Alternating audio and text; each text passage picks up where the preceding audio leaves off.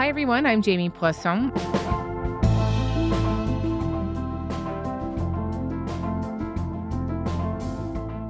So late last week, despite the announced drawdown of personnel, Trump's border czar Tom Homan insisted ICE was not being chased out of Minneapolis. We're not surrendering the president's mission on a mass deportation operation. If you're in the country illegally, if we find you, we'll deport you. The drawdown came amid relentless protests in the city and blowback from local officials. And it came with a plea from Homan to stop what he called the resistance. Ask for calm in the community and to end the resistance, the impediment, the interference. Again, protest. But stop impeding, stop interfering, stop violating the law, because we will arrest you. Today on the show, we wanted to take a step back and look at the response that we witnessed from regular Americans and local officials to thousands of ICE agents flooding Minneapolis. Did civic protest affect change? And if so, what can the rest of the country learn? Robert Worth is here today. He is a contributing writer for The Atlantic, and he spent some time in Minneapolis last month to report on the protests.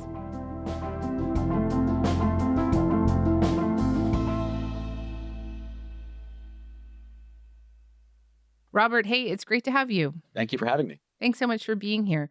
So, historically speaking, the state of Minnesota has not necessarily been central to the American history of civil rights or protests like Alabama or Mississippi have been. But in the last decade or so, it has been home to some of the most nationally defining incidents related to policing and urban protests in the U.S. I'm thinking of the police killing of Philando Castile, of course, the police killing of George Floyd. Diamond Reynolds, filming the aftermath of a shooting involving her boyfriend, Philando Castile, hit several times by a police officer in Minnesota.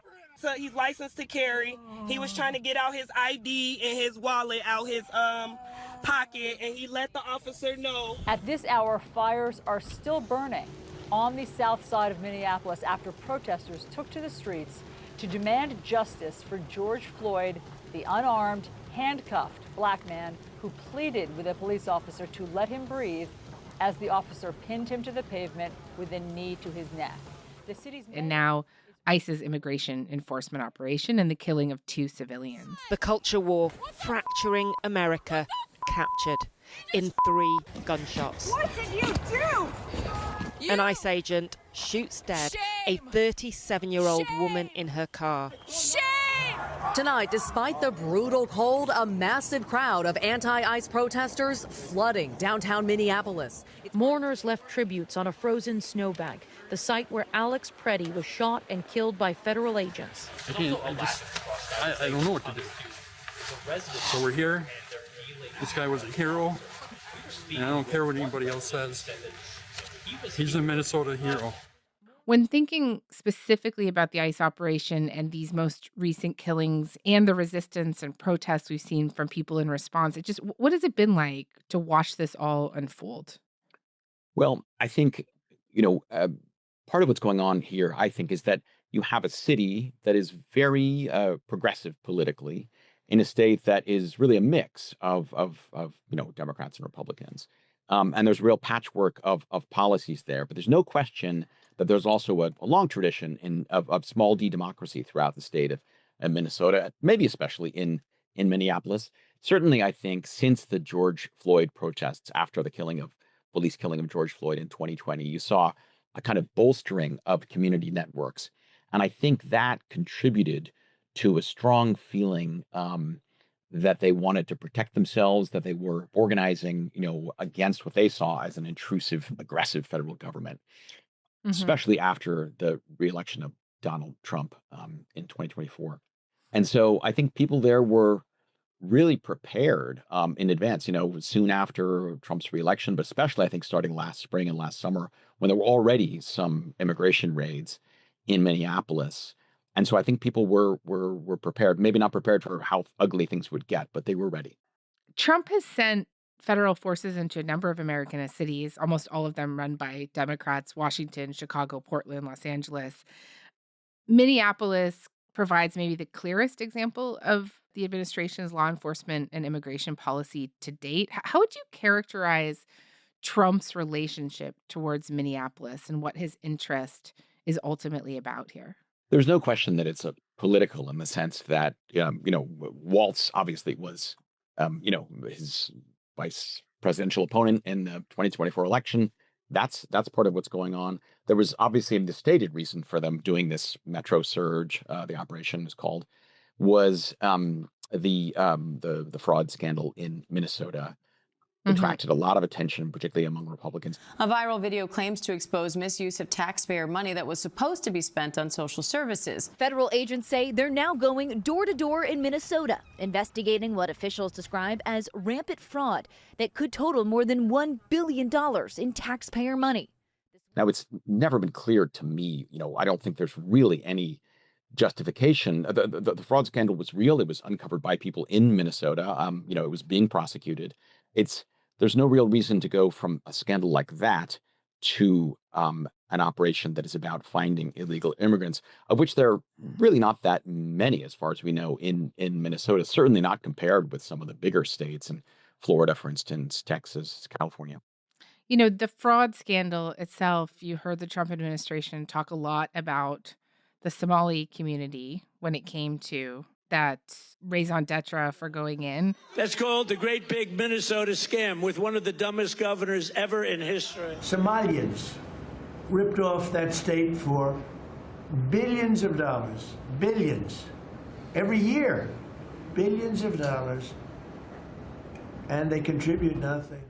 This was a group of people that Trump has used just about every schoolyard insult to describe, and whose people he has talked about in similar terms. Their country stinks. We're going to go the wrong way if we keep taking in garbage into our country. Ilhan Omar is garbage. She's garbage. Her friends are garbage. We don't want them in our country. Let them go back to where they came from and fix it. Is it clear whether there have been any large-scale deportations of Somalis from Minneapolis in recent weeks? We don't really have clear numbers on who's been deported. We have, very limited numbers. Of the numbers that we have, I think many of those people are people who actually had already served time for whatever crimes, and some of them actually weren't originally processed in Minnesota. So it's really hard to say exactly who we're talking about when we talk about these prosecutions. The truth is, it does, as you were saying, that there's a very important political aspect to this, and I think a kind of signaling to his base, we're not going to tolerate illegal immigrants, especially when there's some kind of crime involved. Yeah. I saw Jacob Fry, the mayor of Minneapolis, say, I think that the initial impetus to come to Minnesota was go to Minnesota, arrest and deport a bunch of Somali people. And then they get here and they realize that the Somali people that would be arrested or deported are all legal. They're American citizens. You can't do that. And so there's not like some meat packing plant or factory where you can go and get a bunch of Somalis. And then they turned their ire towards our Latino community and other immigrant communities. Is that an assessment that you're compelled to agree with? I think there's definitely something to it. Absolutely. I think there was a political case there. They thought the Trump administration thought I assume they thought this would win them some popularity with their base, and I think it was clumsy. I think they didn't really know what they were doing. When if the goal is, as they've repeatedly said, to arrest the maximum number of illegal immigrants, and especially focusing on those who have committed crimes, they're simply not in the right place. To send 2,500 ICE agents to this city doesn't really make any sense. Mm-hmm. And it's interesting, I think we'll see soon. We'll get a better sense soon of how this plays with the electorate and specifically with Republicans. But I think it's possible the whole thing is going to look, in 6 months and a year, like a real misstep, like a real backfire of what he wanted to do. It's going to end up maybe making immigration enforcement writ large look like it, inevitably turns into some kind of Gestapo operation, which doesn't serve their ends, really.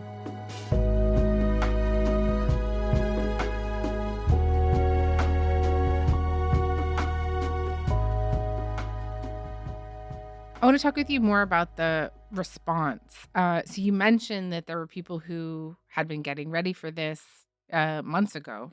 It seemed to me, just watching this from Canada, that there was this pretty ad hoc resistance movement that began to grow on the ground in Minneapolis. Protests, of course, but also like really more sophisticated, organized forms of resistance. The enforcement actions have been disrupted by activists who've launched an organized resistance movement. They shadow officers through the city, blowing whistles to alert neighbors and slowing their movements.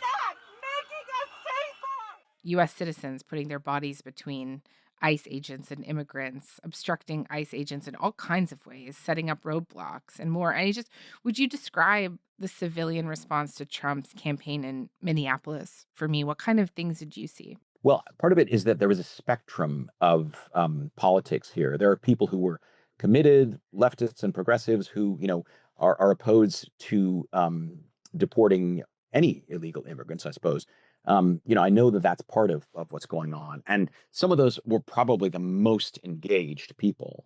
But I think what you have really is that I think the organized response you saw was based on the fact that you have very, very organized neighborhoods, people who are not only in touch with other, on a personal basis, but also on signal groups.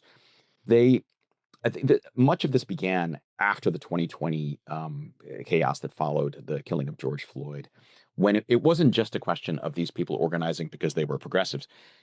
There were right-wing provocateurs who were coming into Minneapolis. There was opportunistic crime. And I spoke to a number of people who said, we felt we needed to protect our houses, to protect our neighborhoods, because we didn't know what was happening. And I think that created a groundwork that made it easier for them to start preparing for what they saw as an inevitable, a federal onslaught is what they would call it. But there were also, things got much more specific. There were NGOs that would do trainings, and they did trainings of thousands of people, just letting them know mostly sort of, what are your rights? What has ICE been doing so far? How can you protest while remaining within the law? That kind of thing. And then there were more advanced protests that are called direct action. And those have a legacy going back to the 1960s of training people in confronting, knowing how far you can push things. I witnessed one of these trainings, and it was about, they would do multiple scenarios. Let's imagine there's a sudden ICE raid on a house near yours. How do you make your voice heard? How do you get out there and form a line and block the federal agents? Another one involved protesting at an airport that ICE was using for deportations. And that, in fact, happened shortly after I witnessed the training. What kind of people did you meet at these trainings? There's definitely some who look like your typical protester, if one can say that. Younger people who look visibly progressive, nose rings, that kind of thing. But then I think most of them were not that. I think because, I was there in January. This was after the killing of Renee Good, which is a huge hinge point, I think. But I think a lot of people felt, this enforcement is really targeting the city in a broad way. There are men with guns. This is, heavily armed men who are harassing people, endangering people. We don't like this, and we want to make our voices heard, and we're frightened. You're describing a real contrast with the administration's portrayal of them as extremists or insurrectionists. Yeah, I think there's been a lot of misrepresentation going on. As I said, there was definitely a progressive core. And when you go, I saw some of the confrontations that happened between ICE convoys that were to arrest somebody. One of them, for instance, was at a health center where they had gone presumably to arrest, presumptive illegal migrants. But there was a large crowd of people some of them had followed them, some of them happened to be nearby, who began to protest. And again, you see people who are, sort of typical protest types. You see others who were not, who simply feel, this is wrong, but they've all been prepared. You see identical whistles that everybody uses to draw attention to it. Screeching whistles have become a defining feature of anti-ICE actions. They first drew national attention during large-scale immigration crackdowns in cities like Chicago and Los Angeles last year. Activists here in Minnesota say the sound these whistles make travels faster than a text message, alerting neighbors of when immigration agents are nearby. Supporters say they buy people time. Critics? You see almost everyone there using their cell phones to record what's going on. And again, that was very much a part of the trainings that I witnessed. The idea is you are legal observers. You want to make sure that whatever happens is documented for use in any potential legal proceeding.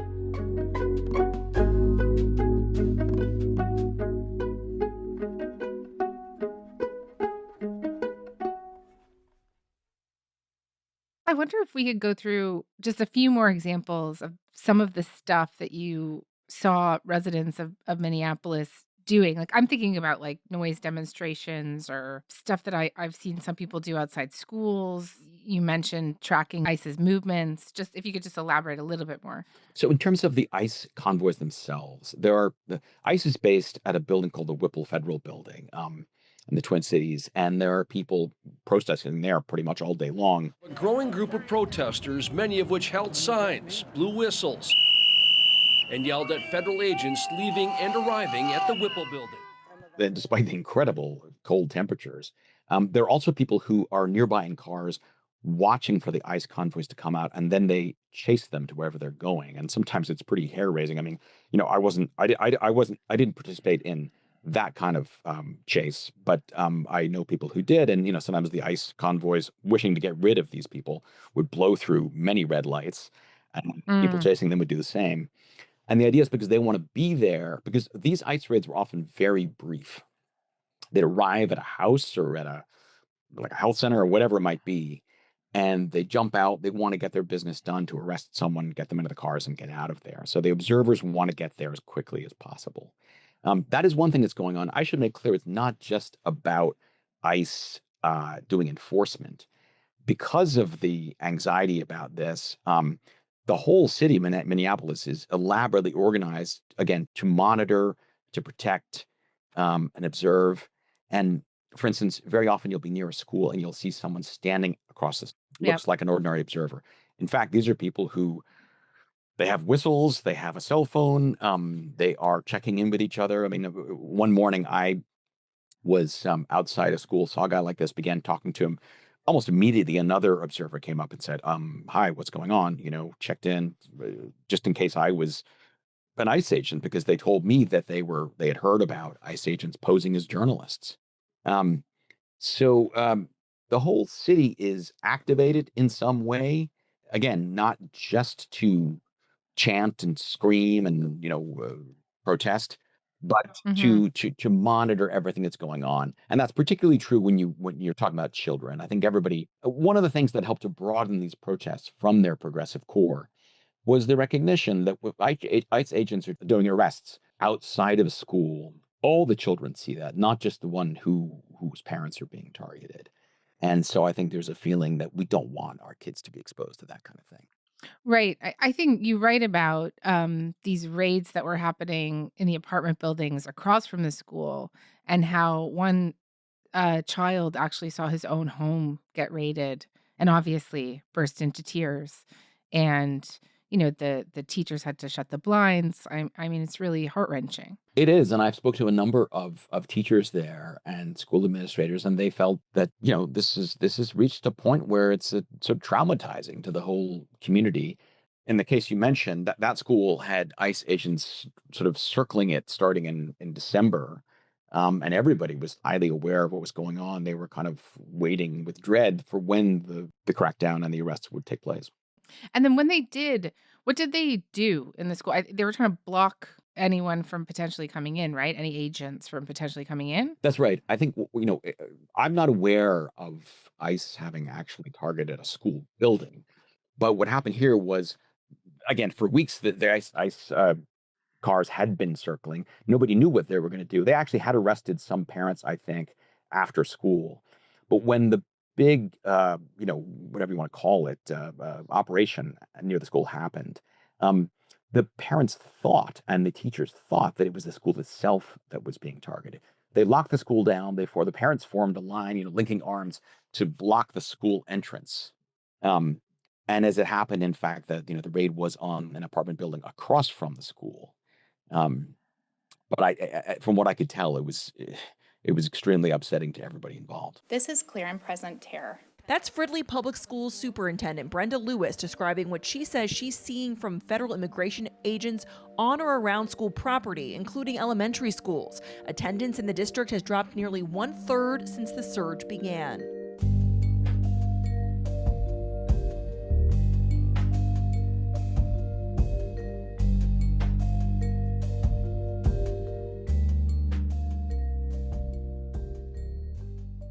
It's worth, I think, us talking about the fact that this resistance campaign on the ground in Minneapolis wasn't just civilians. I mean, we're talking about school officials, but it also included state officials, city leaders, churches, unions, even local police, all pushing in the same direction. I mean, the chief of police called the death of Renee Good predictable, and it's also entirely preventable. How rare is it that that kind of alignment would happen when thinking about the history of urban protests? I think that's a big part of what made Minneapolis so distinctive. You'd had certainly protests in other cities, but Minneapolis does have this progressive political tradition. And so you had the city officials really line up. And this is a city where there was quite a bit of tension between the mayor, Jacob Fry, and the city council previously. But there was no daylight between them once ICE was in town. And also, there are city ordinances that prevent, government employees from working with ICE. That's not true necessarily in the rest of the state. Minnesota is kind of a patchwork of different policies. But so to some extent, these city officials are simply following their city's policies, whatever their personal politics might have been.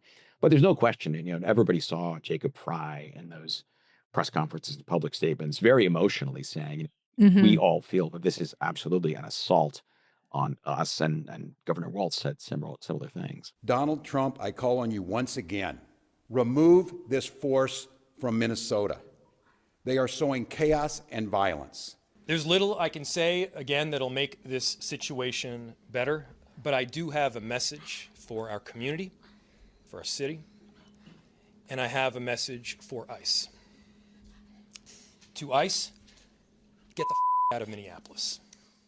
Was there a point to you where it became clear that the federal government had made a miscalculation about the city, that this was not playing out in the way that they had hoped that it would or intended it to? Yes, absolutely. I think the killing of Renee Good was such a turning point. The whole country pretty much saw that, and then they saw it again with Alex Pretty. People saw not only what looked like someone just being without justification, just murdered, but they also saw the lack of training on the part of a lot of these ICE agents, not just with those killings, although that's where obviously it was most extreme. But even in some of the smaller nonviolent encounters, these people kind of looked clumsy, and I think there was a feeling that this is not a well organized operation. And then at a certain point, you saw Republicans pushing back. There was Chris Madel, this guy who was a lawyer who was running for governor as a Republican, and he stopped his campaign. He recorded a video that was widely shared, on which he said, as a Republican, and this is a guy, by the way, a lawyer who's represented cops a lot as part of his work. And he said, as a Republican, I cannot be associated with this. United States citizens, particularly those of color, live in fear. United States citizens are carrying papers to prove their citizenship. That's wrong. ICE has authorized its agents to raid homes using a civil warrant that need only be signed by a Border Patrol agent. That's unconstitutional, and it's wrong. That, to me, was a real threshold where it just seemed clear that this was not what the Trump administration had expected. And that's when you started to see Trump, changing his tune a little bit. While trying, the administration, I think, was trying hard to signal to both camps, right? They were saying to their own followers, they were saying, we're not backing down. Those guys are the bad guys. But they were also saying, okay, we'll try to soften this a bit. Yeah, I mean, it was really fascinating to watch just the pretty immediate rebuke of some of the language that the administration was using to describe Renee Good, but also Alex Preddy, that they were terrorists. This is classic terrorism. This individual who came with weapons and ammunition to stop a law enforcement operation of federal law enforcement officers committed an act of domestic terrorism. That's the facts. Stephen Miller labeled Preddy a domestic terrorist. Does the president agree with that? Look, as I've said, I have not heard the president characterize Mr. Preddy in that way. However, I have... The public polling on this across the country has also been pretty astounding. I mean, you have fans at wrestling matches chanting F ICE. It does not seem popular at all with the American people at the moment. Despite this, Tom Homan did this presser in Minnesota last week. He says that we will draw down 700 people effective today. 700 law enforcement personnel. And let me be clear, President Trump fully intends to achieve mass deportations during this administration, and immigration enforcement actions will continue every day throughout this country. My goal with the support of President Trump is to achieve a complete drawdown and end this surge as soon as we can. Do you see it as a retreat or not, right? There are still 2,000 agents that remain. It is, at a minimum, a change of tone, and to some extent, a change of the way that they're doing these operations. There are fewer of the large operations going on, according to what I'm told, and they're trying to do more targeted stuff, like, showing up at a house with a smaller group of agents to arrest a single person. That's my understanding, and that makes it a little bit harder for the monitors to chase them every time. What they hope for, I think, is to have fewer scenes, fewer confrontations. The longer term political fallout is a little bit harder to guess at, but I think what you're saying about the popular pushback is real, and my sense is that this is ultimately going to look like a real miscalculation.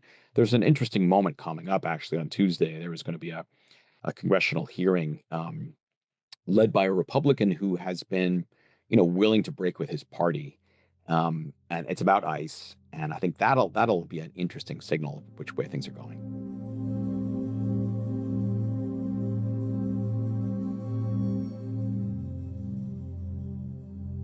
Minnesota will not be the last city to undergo this kind of deportation operation.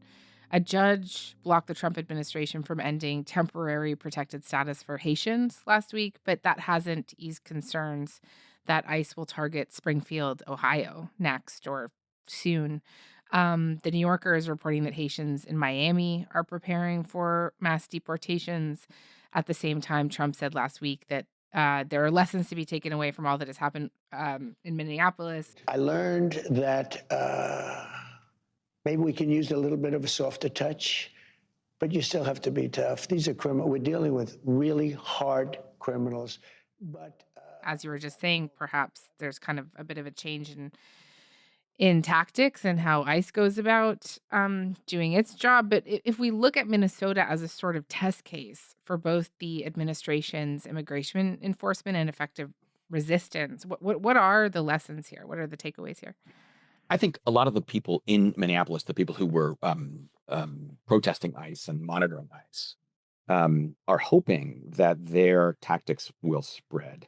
I spoke to one woman who works for an NGO who was involved with some of the trainings that I mentioned earlier, and she said, "I'm so proud that Minneapolis gets to tame the federal beast." That might be a little bit of wishful thinking. The federal beast is pretty powerful, but there's a real hope that some of that will spread.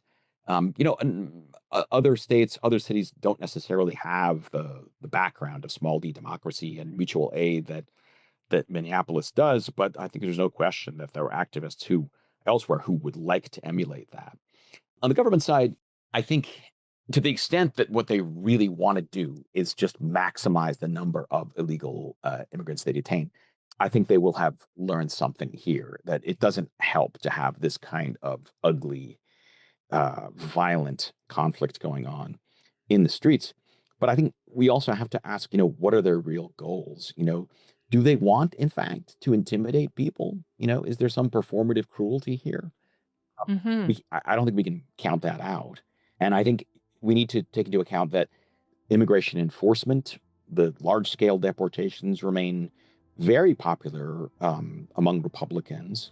And broadly, fairly popular among Americans. It's just a question of how it's done. So I think there are a lot of questions about, how this is going to go forward. Robert, thank you so much for this. Really appreciate it. Sure. Happy to be here.